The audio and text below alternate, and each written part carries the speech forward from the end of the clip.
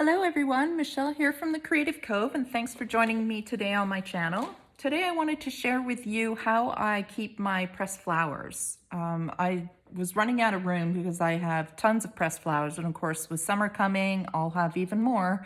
So what I wanted to show today was how to make this little book and how you can keep your pressed flowers specimens in here. I did make this one first, which is a bigger version with some pockets. But what I forgot to do was give it a spine wide enough to accommodate the bulk. So this will be used for something else, like a garden journal or something. But today I wanted to show you how to make this guy. And we're gonna use a contact paper. So he's just tied and sealed with a ribbon. And then he opens up, and I sew around the edges just to reinforce everything.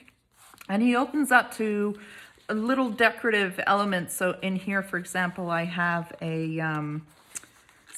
what are they called? Daffodils.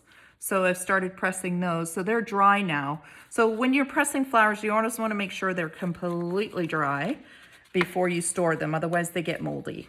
And I can do a tutorial later on how to press flowers if you want to learn how. And so I've decorated a little bit with some pressed flowers, but they store ephemera for me. So these ones have been sealed already, and I'm sorry if there's a reflection. They've been sealed so I can use them in a journal or decorate them even further. But what I really wanted this for was to seal specimens in. So here is some dried leaves that I've collected and ferns, and I've put them in these little baggies with a piece of cardboard on them, and then I just store them in these little slots. So here's a little thing I did where you can just write down the specimens that you are keeping, which is something I have to start doing. So the whole book is just holding all these different pressed flowers for me. And when I'm ready to use them, I can open the bag and just pull out what I want and do some pressed flower art. So I'm just using whatever papers I have handy. Here's some laminated ones. So I can use them. I tend to use these in things like these sorts of things, bookmarks and journal cards. So there's one there. So yeah, I thought this is a cute little book. I can take it with me if I decide to go somewhere, and I've got everything I need right here. So I'm going to show you how to make this today. So it's going to be a bit of a video. I don't have things to like editing software. So what I'm going to do is I have a couple of things prepped already so that hopefully it moves along relatively quick. So here's the contact paper I'm using, and it's from the dollar store. And it's a love-hate relationship I have with this stuff because it's useful and it's not overly sticky, but it's quite finicky to work with. So you might have to try it a few times till you get accommodated and used to how this stuff works. And I'm at the end of the roll, so you can see it's really wrinkly, and so it's not going to lay very flat like I need it to. But once you get used to using it, it's really great stuff, assuming you can get it peeled. So one side will not be sticky and one side will be. So we want to lay it up, sticky side up. So I know that my journal is going to be in half right here. So I'm going to decorate this side with the flowers, and I hope you can see okay. I don't know about this lighting situation because it's really dark out today. It's raining finally. So I'm just going to choose some of my dried specimens here.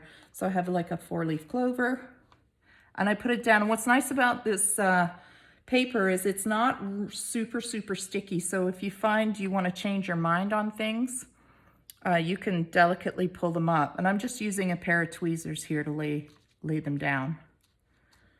And I'm just going to design something quick here. So these are, I think they're some sort of wild primrose. They were really pretty, these yellow flowers. I don't know what they're called. I'll have to find out. If you do know, please leave it in the comments because I'd love to know what they're called because they pressed so well. They retain their color, their bright yellow color. Sorry, I'm going to try and keep my hand out of the way. So, and you saw there, I could take that that clover off because, like I said, it's not super sticky, this stuff. I'm just gonna lay some down. I like to do the back as well. Why not? And you can come up with any composition you want. You can put writing in if you want. Here's a word like garden. You can just stick that down. For this one, I'm not gonna bother. I'm just going to decorate it. What else have I got? I got this guy. This guy's kind of pretty. I actually like the back of him better. So we'll put that down there, maybe. I gotta use this clover though, it's just too cool. So where can we put this guy? Put him right there. And we'll use another fern, maybe. These really fun ferns. Nope, don't like him, he's too big. And just kind of play with them and have fun laying them down. You can, like I said, you can gently move them if you haven't stuck them down too hard.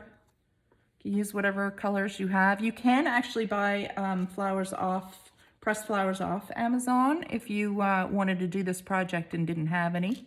Because you can use this little booklet for anything. It doesn't have to be pressed flowers. I'm just going to do a couple in the back here. And then I'll show you how it gets sealed. What else have I got? Let's put one of him in there. Put this guy here. And this guy's kind of nice. So you can see I've collected some pressed flowers for quite some time now. All right, so I'm just gonna move these guys out of the way. And I don't think I need my tweezers anymore. So this is the daunting part. Oh, I do need my tweezers. So this is where it gets a little bit nerve-wracking for your first couple of tries.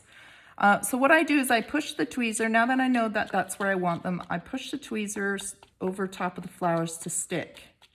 Because what happens is this, when you lay the piece on top, it kind of does like a static electricity thing or a vacuum thing where it can pull them up and stick to it, and then you can't change it. So like I said, it comes with a little bit of practice. Don't stress about things lining up perfectly because you're gonna add a background paper anyways. And if you're a sewer, I'm not a very good sewer, but I find because this book is being open and closed quite a bit, and I just, again, pulled the backing off that I wanted to reinforce it. So you can see on this page how wrinkly it is because it's, again, the end of the roll. So all I'm gonna do is I'm gonna find the middle and bend it a little bit and then stick the middle down and then hopefully push it out and push it out. And now I've got my flower sealed in there. So you can see, I hope, that my edges don't line up perfect. But what I'm gonna do now is I'm gonna take my piece of paper, and I wish I had taken dimensions. Do I have a ruler here? No, I don't. But I mean, the contact paper comes in like a foot length roll, so you can make them any size you want. I think this one is 5.5 inches by about 4.5 inches wide. And then it's got a gusset in the middle, so maybe 10 inches across for the paper. So what I want to do now is I have a piece like this, and then I have a piece cut somewhere. Hello. I thought I was going to be all organized for you guys. But I've been shifting things and now I can't find it. Okay, I'll just take this random piece. So what you want to do is you're gonna sew around the edges, and then you're gonna sew an extra bit of the background paper to the end here. So it makes the lip that we have. So here it is here. Here's my piece. Okay, and when you go to sew, before we sew, what we want to do is we want to create our gusset. So I take the background paper, I fold it in half, and then what I want to do is I want to give it a gusset here. So I'm going to fold it again so that the back is shorter than the front. So there's my gusset there, and again, you can make it as fat or as thin as you like, depending how much you're going to store in it. So this gusset will allow some thickness to your journal. So that is the front with the shorter side, and that's the back. So this guy, put it back down. This gets sewn to the front. Make sure your front matches the short side. That gets sewn, and then your piece here that will wrap around gets sewn right here. So because I don't have editing software, I just went ahead and sewed one for you guys. So here it is. So I've sewed all the way around, as you can see. Go all the way around. I don't sew through the middle. There's my gusset, which I'll show you in a second. Here's my piece I've sewed up and around. So the gusset fold is still here. All you do, the plastic will mimic the way that the paper's bent. It will bend naturally around it. And then I found a piece of material that I liked. This happens to be a ribbon, I think. And I just sewed it through here. So it just goes right through. And now that's my closure. So I can show you how it goes together. So this closes, this goes over, and this ties it off. So now the fun part of filling it. So I like to create pockets in my journals to hold things. So I just take random papers that I have, scraps, and I'll fold them inside each other. Here is an example of how to make a pocket. So this is a big music sheet. So all I do is I go this way. I fold it up. What did I do? Now I'm confused. Oh, so first I folded it in half this way because this is the width, right? So now I have a crease there. Then I folded it up like this. And then I folded it again up. Okay, maybe not. What did I do? Oh yeah, folded it like this. Now that I've unfolded it, I can't remember what I did. Okay, geez. All right, so I folded it up like this, and then I... Okay, you know what? Just forget that one. I can't remember how I folded it. Okay, this one I remember how I folded. Jeez Louise, it's been one of those days. Okay, so this is a full sheet of paper.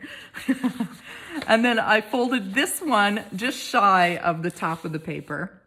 And then all I did to figure out how to make it fit into this journal was I lined it up beside it and thought, okay, I need to fold it around here so that it doesn't go wider than the journal. And then I folded it one more time. So now when I fold this in half, I have pockets. I just have to glue down the side here, and now I have these two little pockets.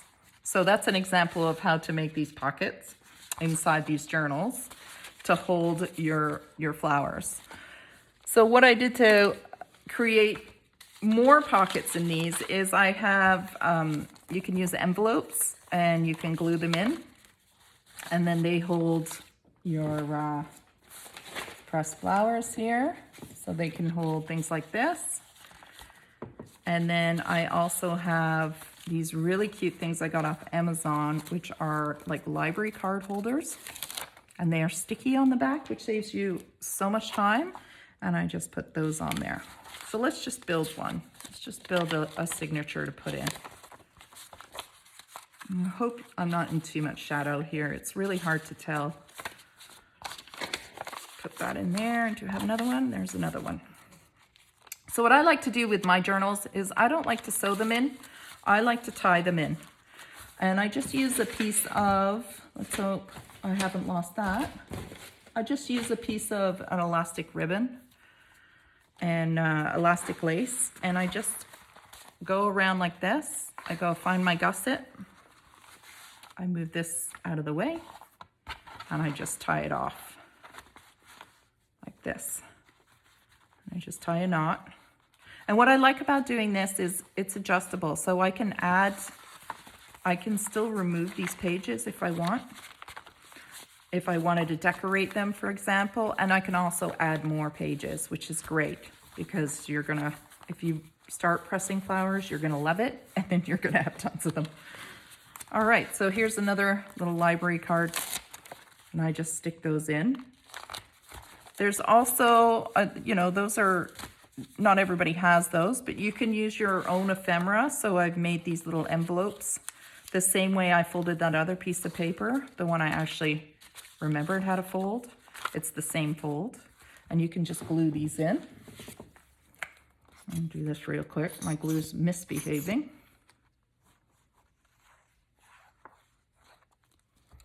There we go. So this is my first kind of tutorial on how to build a little journal. So you can see there's definitely room for improvement when it comes to my videos, but I am learning as I go. And I really enjoy sharing with you guys ideas. And, you know, I'm in my little space plugging away, trying to come up with new inventive ways to use things up to share with you. So let's do, here's a little envelope so we can glue that guy in, and then we're gonna fill it in a second.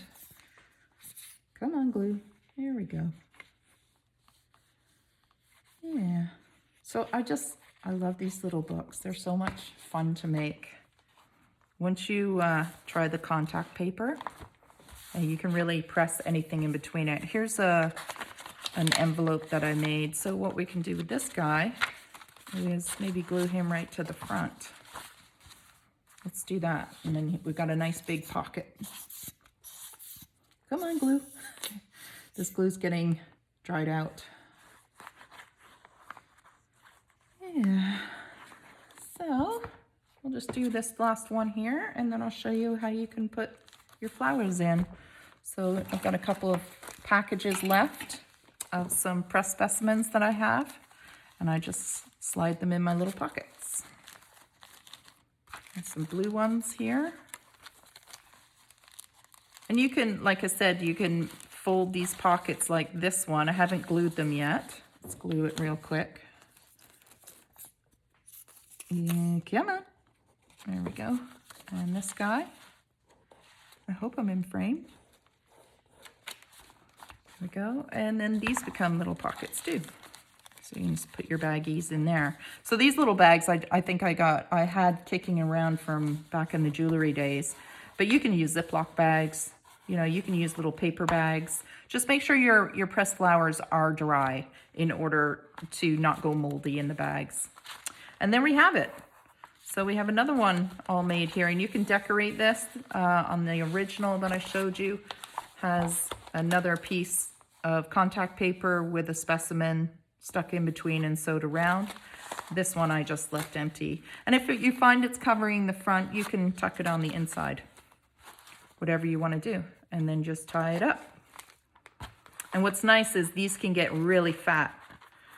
They have room to expand because of that extra lip around the side. So I hope that gave you some ideas today. Sorry about how rough my video could be. I'm going to see if I can figure out how to do a voiceover and edit my bloopers. Just tie this up quick.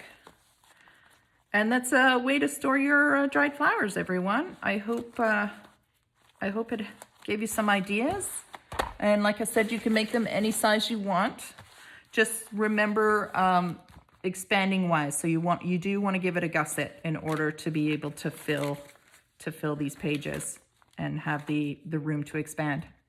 So that's it today. I hope you enjoyed today's video. If you did, I'll be posting more, so please subscribe and hit the like button. And again, leave me any comments you like. I'm happy to respond. Have a great day, guys. Bye.